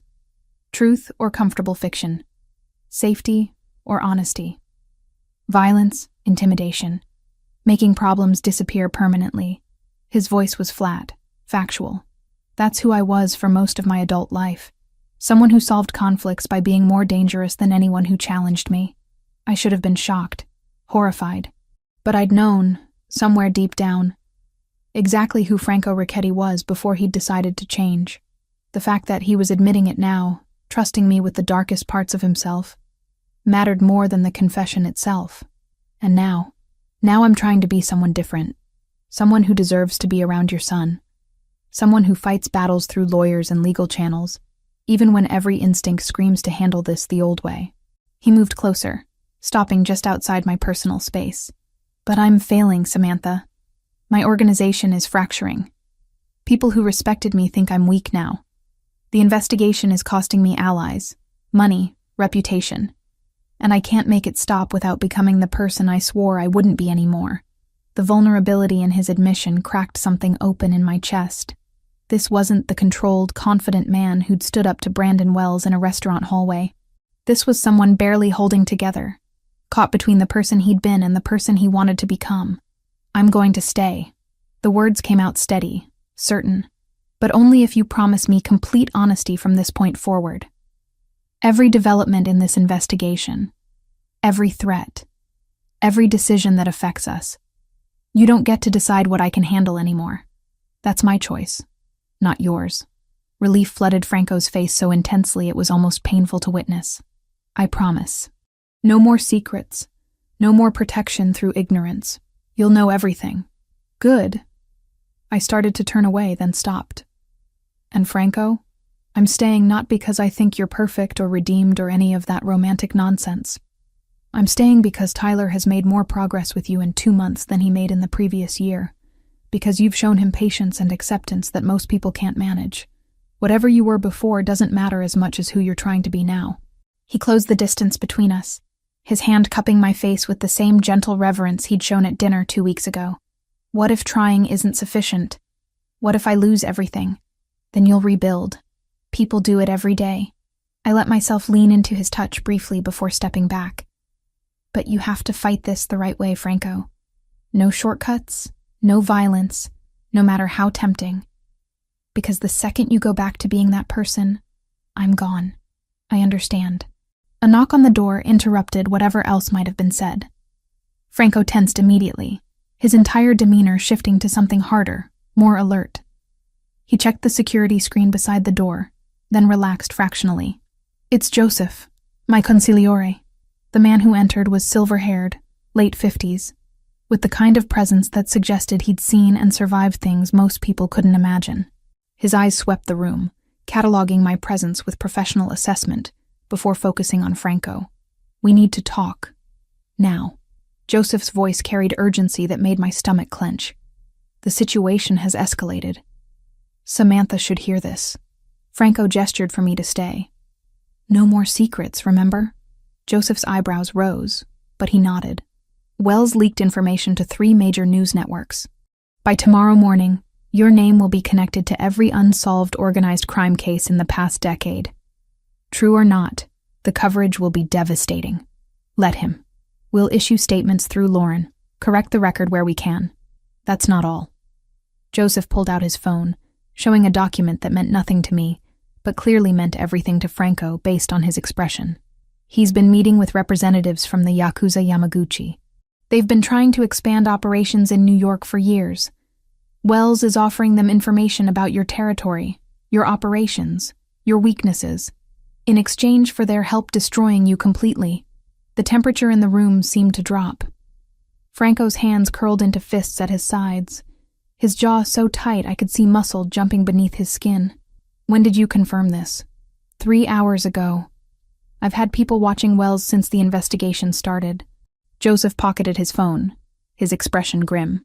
Franco, this has gone beyond business competition. Wells has made this personal, and he's brought in people who won't stop at legal destruction. The Yakuza doesn't play by federal rules. Neither do we. The words came out cold, emotionless. The man I'd glimpsed in the restaurant hallway. The one who'd made Brandon Wells flee with just his name. Exactly. Joseph leaned forward, his voice dropping. One word from you, and Wells disappears. Quietly, cleanly, in a way that can never be traced back to us. The investigation loses its primary source. The Yakuza loses their inside connection. Everything stops. Silence filled the penthouse, heavy with the weight of the decision being offered. I watched Franco's face, saw the war being waged behind his dark eyes. Every muscle in his body radiated tension, violence barely contained beneath expensive clothes and civilized veneer. This was the moment everything hinged on. The choice between who he'd been and who he wanted to become. Easy solution versus difficult principle. Franco's gaze found mine across the room, and something passed between us. A question, a plea, an acknowledgement of what he was giving up by choosing the harder path. No, his voice was rough but definite. We don't touch wells. We fight this through legal channels, through evidence and attorneys in the system. Joseph's expression flickered with something that might have been disappointment or respect. That could take years. Could cost you everything you've built. Then it costs me everything. Franco's posture remained rigid, but certainty filled his words. I'm not going back to solving problems with body counts. Not anymore. Joseph studied his boss for a long moment, then nodded slowly. Your call. I'll inform the others that Wells remains off limits. After Joseph left, Franco stood motionless at the windows, staring out at the city that was slowly turning against him. I moved to stand beside him, our reflections side by side in the glass. That was the hardest thing I've ever done. His voice was barely a whisper. Every instinct I have screamed to take Joseph's offer, but you didn't. That's what matters. Is it? What if choosing principle over pragmatism destroys everything? I reached for his hand, lacing our fingers together. Then we figure out what comes next. Together. The crisis exploded on a Wednesday morning in a warehouse Franco hadn't used for legitimate meetings in over 3 years. He'd called the gathering himself, knowing what it meant to summon his captains to this particular location. It was the kind of place where decisions were made in the old days, back when disagreements ended with bodies in the Hudson. 5 men sat around the steel table, representing the core of his organization. Joseph stood at Franco's right shoulder, arms crossed, expression unreadable. The tension in the room was thick as smoke. Everyone understanding this meeting would determine whether the empire Franco had built would survive or fracture. You all know why we're here. Franco remained standing, refusing to sit. In the hierarchy they'd built together, sitting suggested equality. Standing reminded them who held final authority. The investigation is escalating. Wells has connections we underestimated. The Yakuza Yamaguchi is circling, looking for weakness. Some of you have expressed concerns about how I'm handling this. Roberto Vitale spoke first, his thick accent more pronounced when angry. Concerns? Franco, we're bleeding money while you play lawyer. 3 properties seized, 12 accounts frozen, suppliers refusing to work with us because the feds are watching. This isn't concern. It's survival. What would you have me do differently? Franco's voice remained level, but Joseph shifted slightly, recognizing the dangerous calm. What you've always done. Another captain, Fernando Ferraro, leaned forward. We know who's behind this. Wells gave the feds everything they have. He's coordinating with the Yakuza. One call from you, he disappears. Investigation loses its primary source. Everything falls apart, and brings twice the heat down on us. Joseph finally spoke, his tone clipped. You think federal agents won't notice their star witness vanishing? They'll tear this organization apart looking for evidence. Let them look, Roberto shot back. They've been looking for 20 years and haven't found anything that sticks. We know how to handle investigations. What we don't know how to handle is a boss who's forgotten how this world works. The accusation hung in the air, and Franco felt every pair of eyes on him, measuring his response. This was the moment. The choice between the man he'd been and the man he was trying to become. I haven't forgotten anything. Franco's hands pressed flat against the table, his body language deliberately controlled. I remember exactly how this world works. I also remember what it costs. Bodies pile up, heat increases. Eventually someone flips or gets caught, and the whole structure collapses. That's the pattern, repeated across every organization that thought violence solved problems. Violence built this organization, Fernando pointed out, and violence will destroy it if we're not careful. Franco straightened. I'm proposing a different approach. We fight Wells through legal channels, expose his connections to the Yakuza, flip the narrative back on him, make him the criminal, not us. That takes years. A younger captain named Diego spoke up. We don't have years. People are already jumping ship. Our protection rackets are falling apart because the cops smell blood in the water. Our distribution networks are compromised because suppliers don't trust us anymore. Then we rebuild differently. Franco's jaw tightened. We transition out of the illegal operations completely. Focus on the legitimate businesses. Go clean enough that investigations can't touch us. The silence that followed was deafening. Then Roberto laughed, a bitter sound without humor. You're serious? You actually think we can just walk away from decades of work and become legitimate businessmen? I think the alternative is prison or death, and I'd prefer neither. The alternative is doing what we've always done. Roberto stood, his chair scraping loudly against concrete. Which is why I'm asking directly. Are you refusing to authorize action against Wells? Franco met his eyes without flinching. I am. Because of her. It wasn't a question. The waitress and her kid. They've gotten into your head. Made you soft. Joseph moved before Franco could respond, stepping between them. Watch yourself, Roberto. Why? It's true and everyone here knows it. Roberto gestured around the table. 6 weeks ago, Franco would have handled Wells without a second thought. Now he's spending afternoons in parks teaching some special needs kid how to play chess while our world burns down around us. Franco's control slipped fractionally, his voice dropping to something dangerous. Careful. Or what? You'll prove me wrong by doing something decisive? Roberto's face flushed with frustration. We followed you because you were strong. Because you made hard calls without hesitation. Now you hesitate about everything, and it's killing us. 2 other captains nodded agreement, and Franco registered the split happening in real time. The organization was fracturing along the fault line of loyalty versus pragmatism. I'm changing how we operate, Franco said slowly, forcing his temper under control. Not because I'm weak, but because the world has changed. The old methods don't work anymore. Too much surveillance, too much cooperation between agencies, too many ways to get caught. We adapt or we die. We're dying anyway, Fernando added. Just slower, while you figure out how to be some kind of reformed criminal. Then leave. The words came out cold, final. Anyone who can't follow this direction, walk away now. No hard feelings, no consequences. Take whatever legitimate ventures you've built under this organization, and go. The offer shocked them.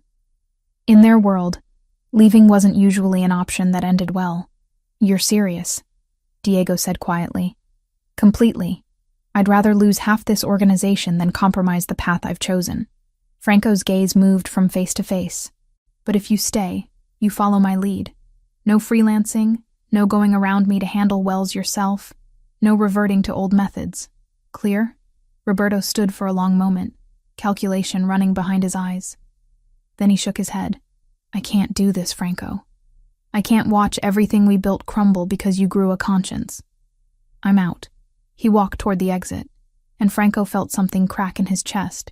Roberto had been with him since the beginning, had helped build this empire from nothing. Watching him leave felt like losing a limb. Fernando hesitated, then followed. 2 of the 5 captains, gone in seconds. The 3 remaining exchanged glances. Diego spoke first. I'll stay. Don't agree with all of it, but I trust your judgment more than I trust anyone else's. The other 2 nodded similar agreements, but the doubt in their expressions was clear. Franco had bought their loyalty for now, but it was conditional, fragile. After the meeting ended, Joseph waited until they were alone before speaking. You just lost 40% of your operational capacity. I know. Roberto and Fernando control the entire West Side distribution. They'll probably take their crews with them, which means you're down closer to 50%. I know that too. Franco pulled out his phone, staring at a text from Samantha, asking if he could make Saturday's meeting with Tyler. But I made the right call. Did you? Joseph's question wasn't challenging, just genuine curiosity. Because from where I'm standing, you chose principle over survival. That's noble, but nobility doesn't pay bills or keep the feds off our backs. What would you have me do? Kill Wells and prove every accusation against me true? Become the monster they think I am, so Tyler can grow up knowing his friend is a murderer? Joseph was quiet for a moment. I've known you since you were 20 years old, Franco. I watched you take over from your father, watched you build this into something bigger than anyone imagined. And in all those years, I've never seen you care about being someone's friend.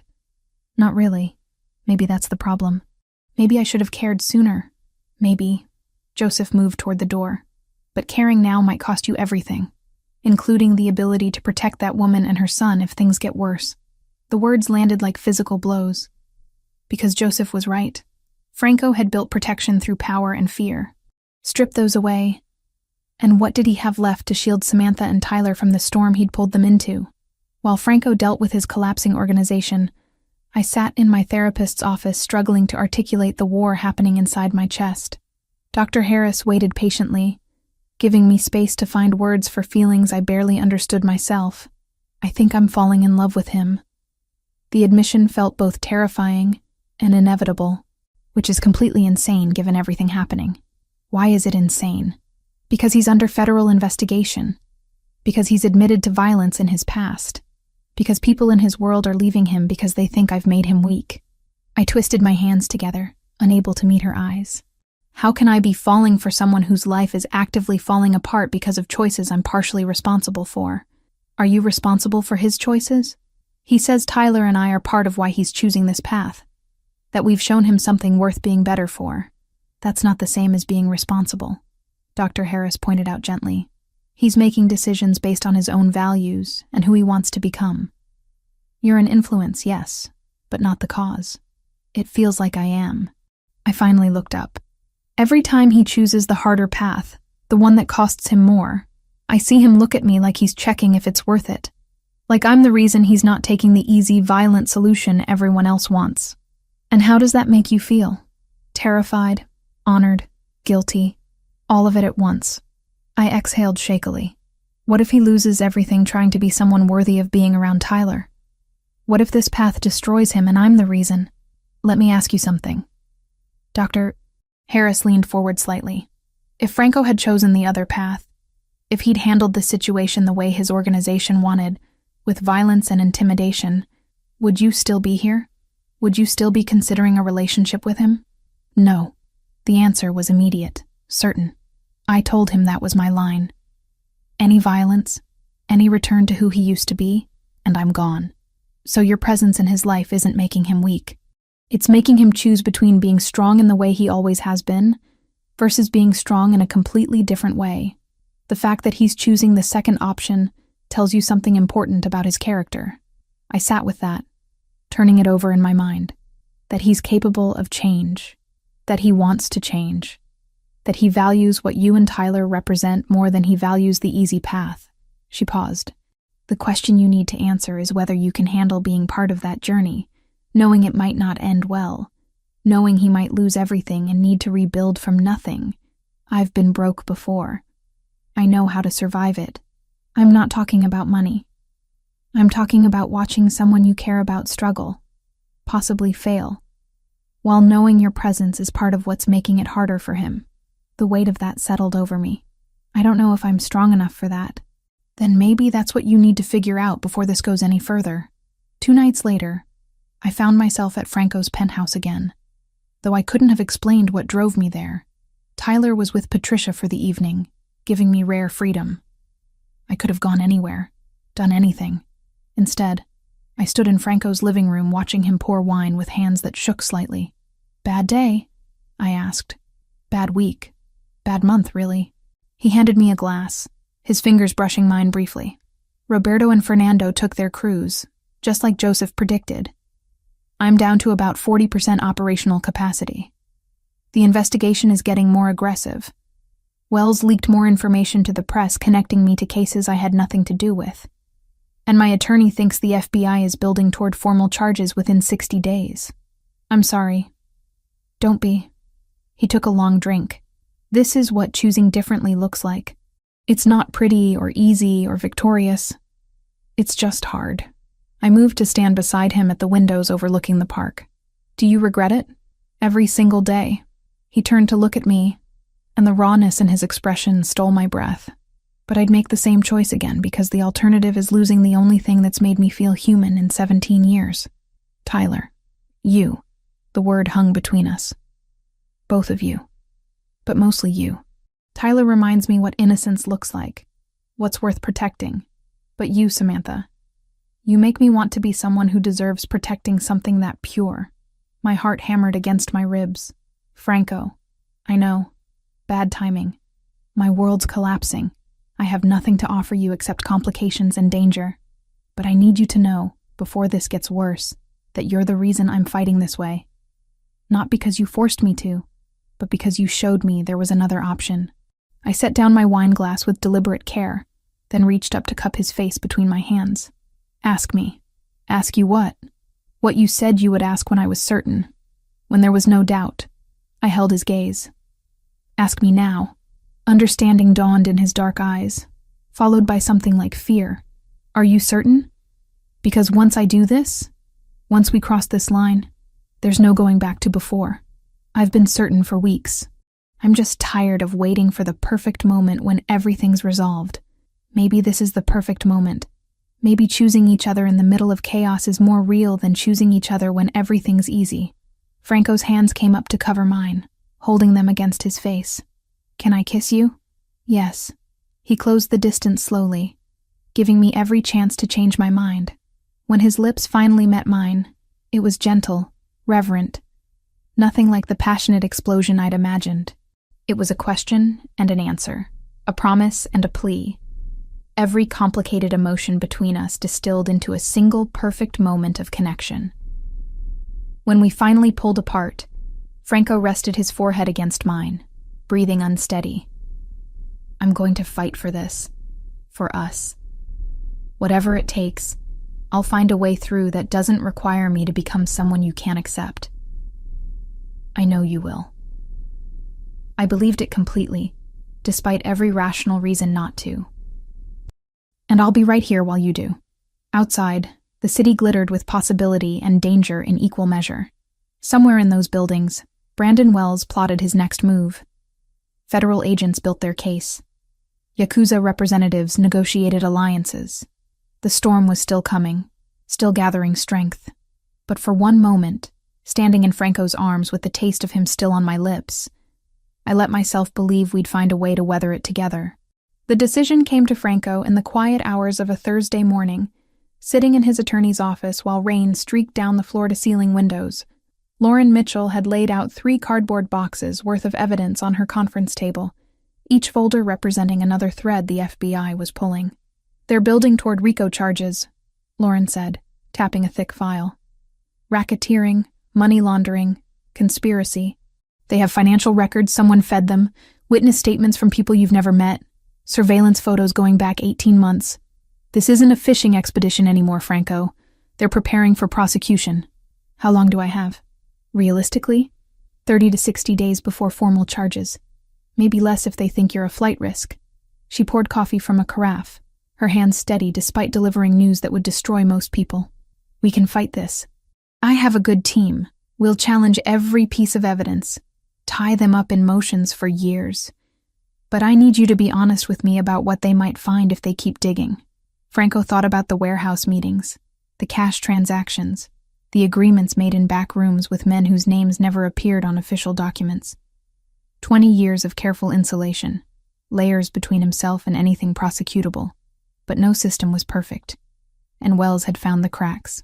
They'll find discrepancies, payments that don't quite match invoices, property transfers that look questionable under scrutiny. Nothing that definitively proves criminal activity, but suspicious patterns that fit their narrative. Can we explain those patterns? With enough legal creativity, probably. But it'll be expensive, time-consuming, and there's no guarantee we win. He stood, moving to the window. Manhattan stretched below, indifferent to his crisis. What if there was another option? Lauren's expression shifted, professional curiosity replacing the careful neutrality she'd maintained. What kind of option? The kind where I give them something bigger than me. Something valuable to their investigation that makes my small-time operations look irrelevant. You're talking about cooperation. She set down her coffee carefully. Franco, that's a massive step. Once you go down that road, there's no coming back. Your organization will fracture completely. People who've been loyal for decades will see it as betrayal. My organization is already fracturing. I've lost 2 captains and their entire crews. The people who stayed are 1 bad week away from jumping ship." He turned to face her. "What I'm asking is this.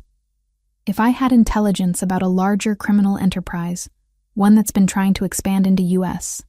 territory, would federal prosecutors be interested in a deal?" Lauren leaned back in her chair, fingers steepled beneath her chin. "Depends on the intelligence. Would need to be verified, substantial, and lead to actual prosecutions. But yes, if the information was valuable like that, DOJ might be willing to negotiate. Archive the investigation against you, seize assets, supervision going forward, but no prison time. The Yakuza Yamaguchi has been trying to establish operations in New York for 5 years. I have documentation of their money laundering routes, names of American officials receiving bribes, details of human trafficking operations they're running through West Coast ports." Franco pulled out his phone, scrolling to encrypted files he'd been collecting as insurance for years. "This isn't speculation or hearsay. It's documented evidence that could dismantle their entire North American network." Lauren's eyes widened fractionally, the only sign of surprise she allowed. "How did you obtain this information?" "By being more paranoid than my competitors. Every time the Yakuza made a move in territory adjacent to mine, I had people documenting it. I never planned to use it for cooperation. But I also never planned to be backed into a corner by Brandon Wells. This is a different level, Franco. You're talking about bringing down an international criminal organization. The Yakuza doesn't forgive that kind of thing. Neither does the FBI forgive organized crime in their backyard. I'd rather take my chances with one than the other." He pocketed his phone. "Set up a meeting, quietly. I want to talk to whoever's running this investigation." Lauren spent 3 days making arrangements, using back channels and trusted intermediaries to ensure the meeting wouldn't leak. When it finally happened, it was in a nondescript office building in Lower Manhattan, the kind of place where dozens of businesses operated anonymously. Special Agent Daniel Foster looked younger than Franco expected, maybe 40, with sharp eyes that cataloged everything without seeming to. He sat across from Franco and Lauren at a plain conference table, 2 other agents flanking him silently. "Mr. Ricchetti, I'll admit, when your attorney requested this meeting, I was skeptical about what you could possibly offer that would interest us. Then let me make it simple." Franco slid a USB drive across the table. "That contains financial records, communication intercepts, and operational details of the Yakuza Yamaguchi's North American network. Specifically, their money laundering operation through cryptocurrency exchanges, their human trafficking routes from Asia through Seattle, and the names of 15 U.S. officials, including 2 federal judges, who've accepted bribes in exchange for interference." Foster picked up the drive, turning it over in his hands without inserting it into anything. "This is allegedly from the Yamaguchi organization, verified and cross-referenced. 5 years of intelligence gathering. Routes, methods, contact information, financial accounts, everything you'd need to build prosecutions that would cripple their operations for the next decade. And you're offering this because? Because you're investigating me for crimes that, in the grand scheme, are relatively minor compared to international human trafficking and judicial corruption.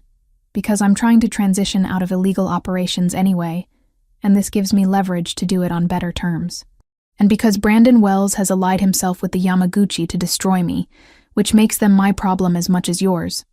Foster exchanged glances with his colleagues, silent communication passing between them. "Even if this information is legitimate, and we'd need to verify every detail, what exactly are you proposing?"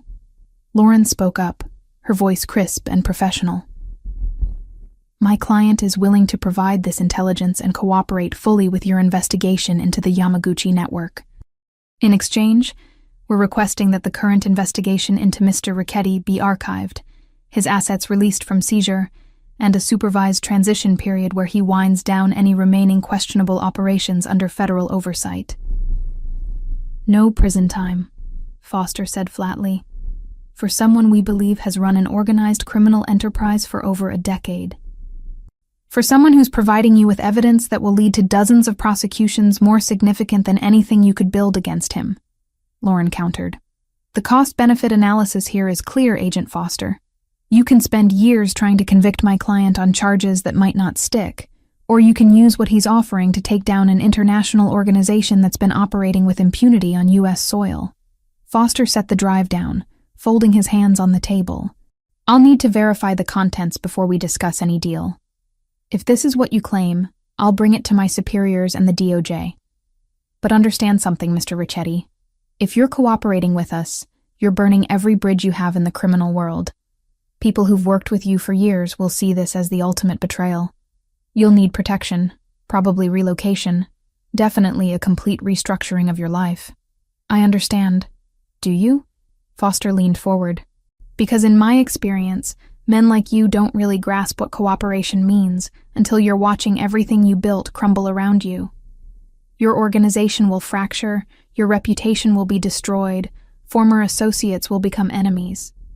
This isn't a reset button. It's scorched earth. Franco thought of Tyler's small hand in his during museum visits, of Samantha's steady gaze when she'd told him she'd stay through whatever came. I'm aware of the costs. I'm choosing to pay them anyway. Foster studied him for a long moment, then nodded slowly. We'll be in touch within 72 hours. The verification process took 6 days. Franco spent them in a state of suspended animation, meeting with Tyler and Samantha as if nothing had changed while his entire future hung in federal hands. He didn't tell them about the meeting with Foster, couldn't bring himself to voice the possibility until it was real. On the 6th day, Lauren called. They want the deal. DOJ approved it. You provide full cooperation, testify if needed, turn over all documentation. In exchange, investigation archived, assets released minus a $2 million civil forfeiture, and 3 years of supervised probation, where you report quarterly on business operations. Franco closed his eyes, relief and dread washing over him in equal measure. When do they want to start? Tomorrow. They're moving fast, want to hit the Yamaguchi network before anyone realizes where the intelligence came from. She paused. Franco, this is going to get ugly. When word spreads that you cooperated with feds, the fallout will be immediate and severe. I need you prepared for that. I'm prepared. He wasn't. Not really. But there was no going back now. The FBI moved with military precision once the deal was formalized. Within 48 hours, coordinated raids hit Yakuza operations across 5 cities. Arrests, asset seizures, frozen accounts. The news coverage was relentless, detailing the scope of the organization's criminal network and praising the intelligence that had made the takedown possible. Brandon Wells's name appeared in the 4th wave of arrests, his connection to the Yakuza exposed through financial records and communication intercepts. The man who'd set out to destroy Franco found himself facing federal charges for conspiracy, money laundering, and providing material support to a criminal organization. Franco watched the news coverage from his penthouse, Joseph standing silently beside him. Roberto called, Joseph said finally, along with about 20 others from the organization. They know it was you who provided the intelligence. They know you cooperated. What did you tell them? That you made a strategic decision to ensure long-term survival. Most of them didn't want to hear it. Roberto specifically said you violated every code we operate under, and that there will be consequences. Let them try. Franco's voice was flat, exhausted. I'm done with those codes. I'm done with that world. They won't make it easy. You've burned bridges with everyone who operated under those old rules. And the Yakuza, if any of them avoid prosecution, they'll have long memories. I'll deal with it. Franco turned from the window. What about you? You staying or following Roberto out the door? Joseph was quiet for a moment. I've known you since you were 20 years old. I watched you take over from your father, build this organization from the ground up. And in all those years, I've never seen you care about being anything other than successful. Until now.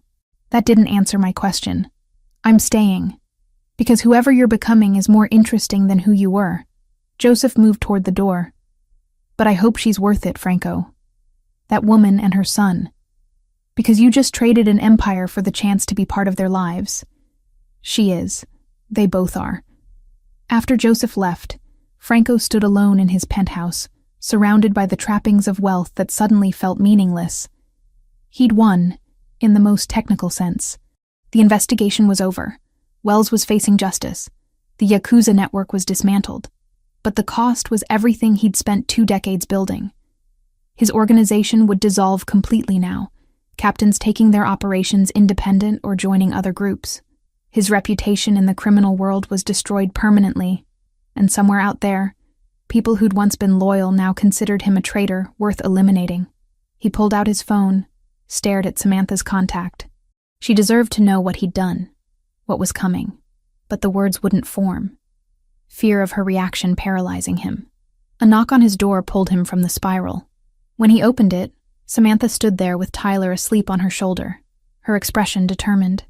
"I saw the news," she said simply. "Can we come in?" Franco stepped aside, letting them enter. Samantha laid Tyler on the couch, covering him with the blanket Franco kept there, then turned to face him. "Tell me what you did." So he did. Everything. From the meeting with Foster, to the deal, to the verification, to the raids. He left nothing out, watching her face for signs of judgment or fear or disgust. When he finished, Samantha was quiet for a long moment. Then she stepped forward and wrapped her arms around him, holding tight. "You kept your promise," she whispered against his chest. "No violence, no shortcuts. The hard way. The hard way cost me everything. Not everything." She pulled back, meeting his eyes. "You still have us. If you want us." Franco's hands came up to frame her face, thumbs brushing away tears he hadn't realized were falling down his own cheeks. "That's all I want. All I've ever wanted since I met you both." She kissed him then, fierce and claiming, a promise sealed without words. When they finally separated, Tyler was watching from the couch, his blue eyes serious and evaluating. Franco knelt beside him. "Hey, buddy. You okay?" Tyler studied him for a moment, then reached out and touched Franco's face gently, deliberately, a gesture of comfort, of understanding beyond words. "He knows," Samantha said softly. "Somehow, he always knows." Franco gathered Tyler into his arms, holding the child who'd changed everything, and let himself believe that maybe trading an empire for this, for genuine connection, for love, for the possibility of redemption, had been the best decision he'd ever made, even if it meant facing consequences he couldn't yet imagine.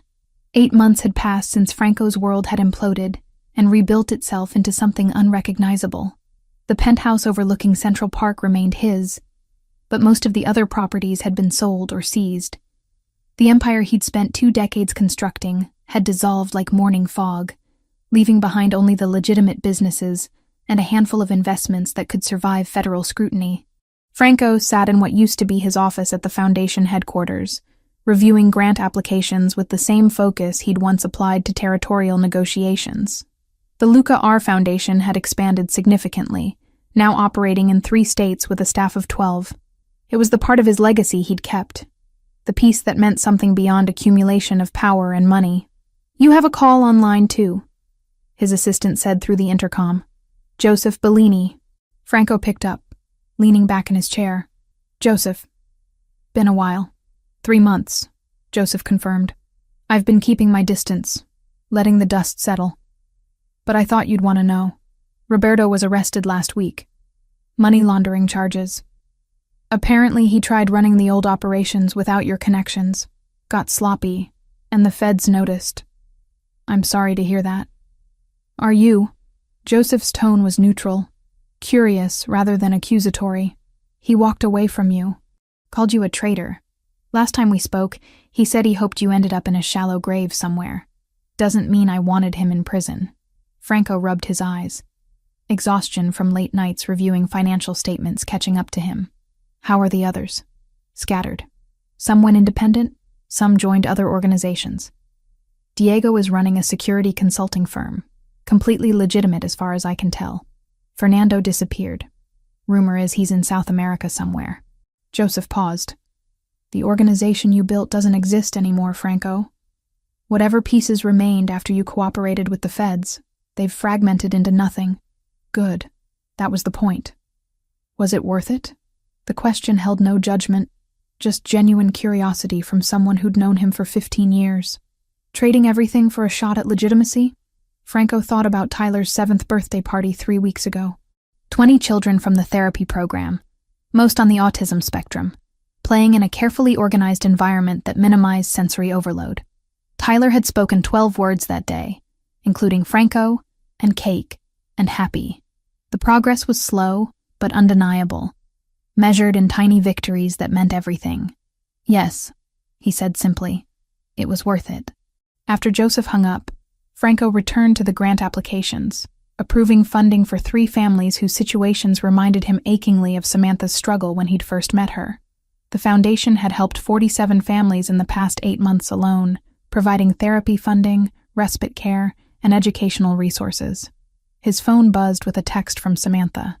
"Tyler wants to know if you're coming to dinner. I told him you had work, but he's very insistent." Franco smiled, typing back quickly. "Tell him I'll be there in an hour. Should I bring anything?" "Just yourself. He's been practicing something to show you." Samantha's apartment was still the same modest 2-bedroom in a neighborhood that would never be described as upscale. Franco had offered multiple times to help her relocate somewhere bigger, safer. But she'd refused each time with the same stubborn independence that had first attracted him. "I'm capable of providing for my son," she'd said the last time he'd suggested it. "And I need to maintain that capability, even if your life has gotten complicated. If something happens and you're not around, Tyler and I need to know we can survive on our own." She'd been right, of course. Franco's supervised probation meant quarterly reports to federal agents, random audits of his business dealings, and the constant possibility that one misstep could land him in prison despite the deal. Living independently from him wasn't just pride, it was practical survival. Tyler answered the door when Franco knocked, his small face lighting up with recognition and joy. "Franco." The word was clear, deliberate. One of the 27 words Tyler could now produce verbally. Each one was a triumph, celebrated by everyone in his support network. "Hey, buddy." Franco knelt down, accepting the enthusiastic hug Tyler offered. Physical affection had become easier for Tyler over the past months, though he was still selective about who received it. "Your mom says you have something to show me." Tyler nodded vigorously, grabbing Franco's hand and pulling him toward the living room. Samantha stood in the kitchen doorway, wearing jeans and a sweater that had seen better days, her hair pulled back in a messy ponytail.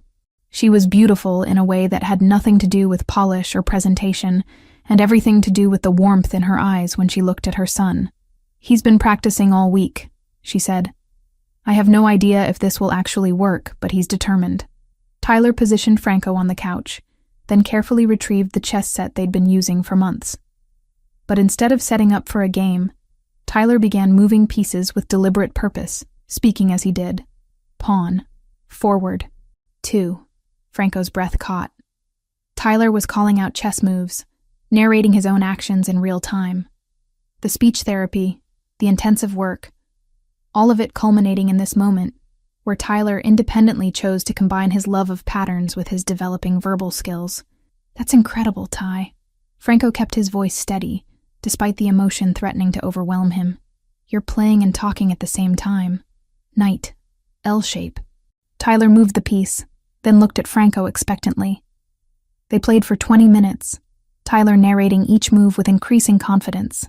Some words were unclear, the articulation imperfect, but the intent was unmistakable. When Tyler finally declared "checkmate" in his small, proud voice, Franco pulled him into a hug that the boy accepted without resistance. Over dinner, Samantha filled Franco in on the details he'd missed during his busy week.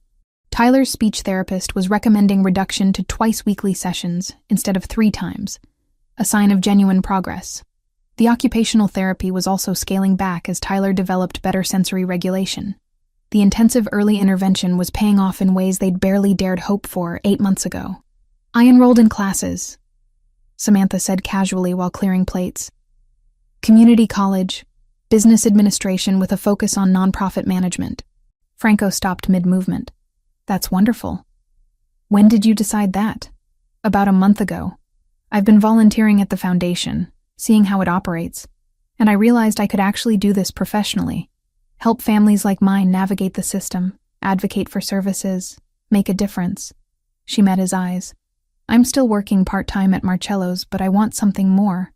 Something that matters beyond paying bills. You'd be brilliant at it." Franco meant it completely. Samantha had a natural talent for cutting through bureaucratic nonsense and focusing on practical solutions. "If you ever want an internship at the foundation, the position is yours.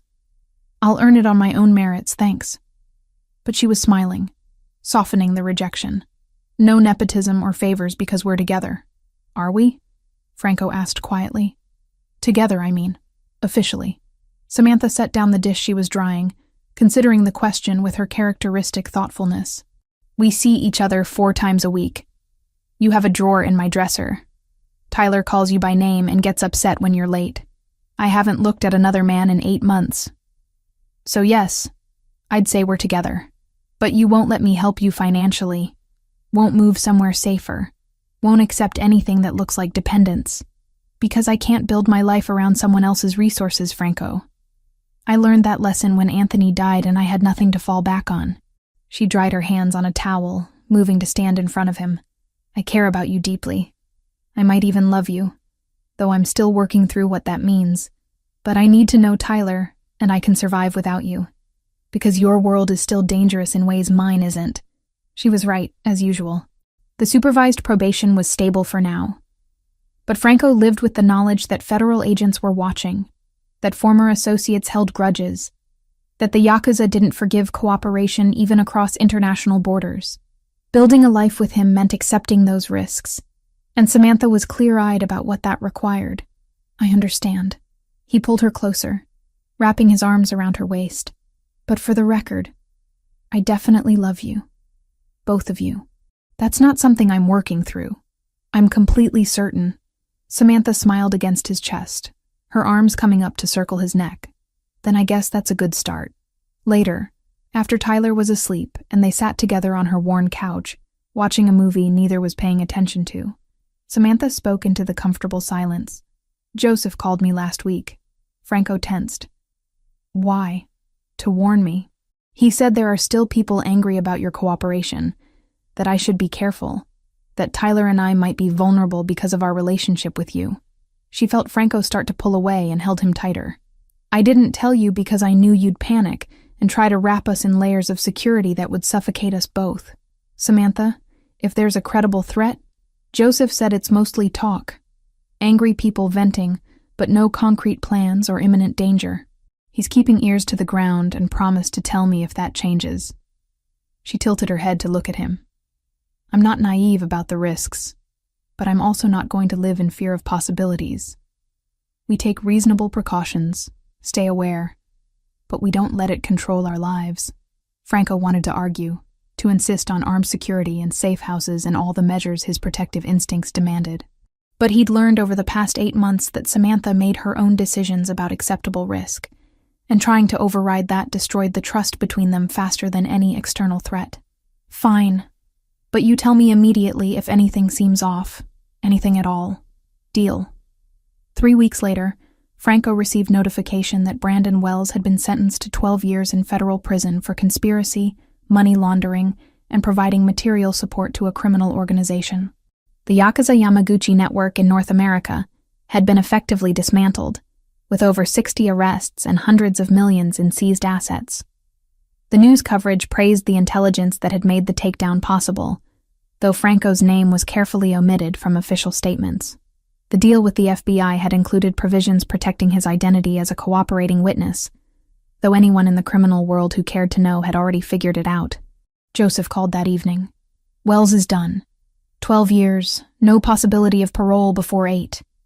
He'll be an old man when he gets out. Good. Franco felt no satisfaction in Wells's downfall, just relief that the threat was neutralized. And the Yakuza? Broken in the US. They'll rebuild eventually, but it'll take years. You're probably safe from them, though I wouldn't recommend visiting Japan anytime soon. Joseph chuckled darkly. The irony is that Wells set out to destroy you and ended up destroying himself instead. If he'd just let that night at the restaurant go, none of this would have happened. Ego and revenge make people stupid. They certainly do. Joseph paused. For what it's worth, Franco, I think you made the right choice. Not the easy one, not the one most of us would have made, but the right one. The man you're becoming is better than the man you were. Coming from Joseph, who'd known him at his worst, the words meant something. Thanks. Tyler's birthday party took place on a sunny Saturday in Central Park, an area Franco had rented for the afternoon. 25 children from Tyler's therapy program attended, along with their families. Franco had insisted on funding the entire event, and for once Samantha had agreed, recognizing that this was as much for him as for Tyler. "You're allowed to celebrate progress," she'd said when he'd proposed the idea. "You've been part of Tyler's journey. You get to share in the joy of how far he's come." Franco organized activities with meticulous attention to sensory needs, quiet zones for children who needed breaks, visual schedules posted at each station, multiple options for food to accommodate different textures and preferences. Music kept low and non-intrusive. Tyler moved through the party with confidence that would have been unimaginable 8 months ago, interacting with other children, responding to questions from adults, showing off his chess skills to anyone interested. When it came time for cake, he stood in front of the group and said clearly, "Thank you for coming. I'm 7 now." The parents applauded, many with tears in their eyes. They understood what each word represented, how much work went into that simple statement. Samantha found Franco standing slightly apart, watching the celebration with an expression she'd learned to recognize. Pride mixed with longing, joy shadowed by memories of a brother who'd never gotten this kind of support. "He would have loved this," she said quietly. Knowing Franco would understand, she meant Luca. "Your brother. He would have loved seeing all these kids celebrated for exactly who they are. I think about that a lot." Franco's voice was rough. What Luca's life might have been like if he'd had access to the kind of therapy and support Tyler receives. If people had seen his potential instead of just his limitations. "You're giving that to other children now. Through the foundation, through Tyler, through changing yourself. That matters, Franco. It's not too late to honor Luca's memory by making sure other kids don't suffer the way he did." Franco pulled her close, pressing a kiss to her temple. "How did I get this lucky? Finding you and Tyler. You didn't get lucky. You made a choice in a restaurant hallway to stand up for a vulnerable child when you could have ignored the situation. Everything else followed from that moment of choosing compassion over indifference." As the party wound down, Tyler approached them with a child from his therapy group, a girl named Sophie who had similar speech delays. "Franco, Sophie wants to learn chess. Can you teach?" Franco knelt down to their level, meeting Sophie's shy eyes. "I'd love to teach you. Should we start with how the pieces move?" Sophie nodded, and Tyler grabbed Franco's hand, pulling him toward where the chess set waited. Samantha watched them go. This man who'd once commanded through fear now patiently explaining knight movements to 2 7-year-olds who struggled with verbal communication. Later, as they walked back to Samantha's apartment with Tyler between them holding both their hands, Franco felt something settle in his chest. Peace, maybe. Or just the absence of the constant tension that had defined his life for 2 decades. "I got the quarterly report results from my probation officer," he said, as they waited for a crosswalk signal. "Clean across the board. She said if I maintain current trajectory, I might qualify for early termination of supervision in 18 months. "That's wonderful." Samantha squeezed his hand. "What happens after that?" "I don't know." Franco looked down at Tyler, who was watching pigeons with intense focus. "Maybe I just keep doing this. Running the foundation, helping families, being present for the people I care about. Novel concept for me.